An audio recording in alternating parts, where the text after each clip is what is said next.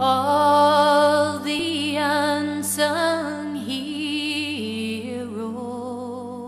I think you get a much better feel for Habitat and its mission when you're walking the streets with us. Walking in the shoes of an unsung hero provides a glimpse of what makes each uniquely similar. For Cindy Lutz, the stroll takes place in a South Dallas neighborhood. We're in the Joppa community, named for, they say, the biblical port city of Joppa, Hebrew for beautiful.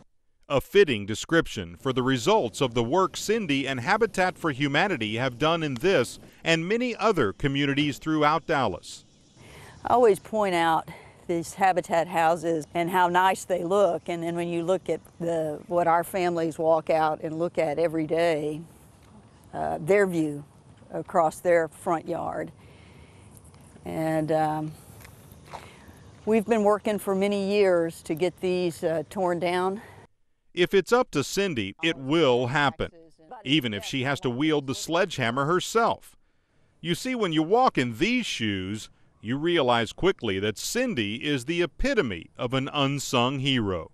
Some years ago, I can't even remember, at least 20, I had just sent money to Habitat, and they called me one weekend, I guess desperate for construction volunteers, and asked could I come out and volunteer and swing a hammer, which I had absolutely never done, and I said sure, and I joked that if you came out 2 weekends in a row, they made you a crew chief, which is what they did with me. I became the vinyl siding crew chief and was for 13 years. I also said that if you brought your own hammer, they put you on the board, and they actually put me on the board of directors not long after that as well. Actually, Cindy's version of her own story is predictably much more humble than the reality.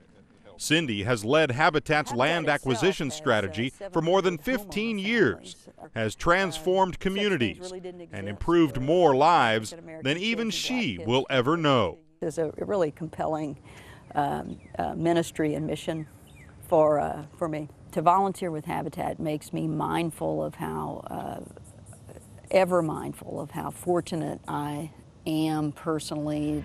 It would have been just as easy to have been born on the wrong side of the river or the different side of the track, so to speak, and that I'm very fortunate in it. It also makes me mindful that there's very, very little difference between everyone on every side of the income scales and both sides of the track.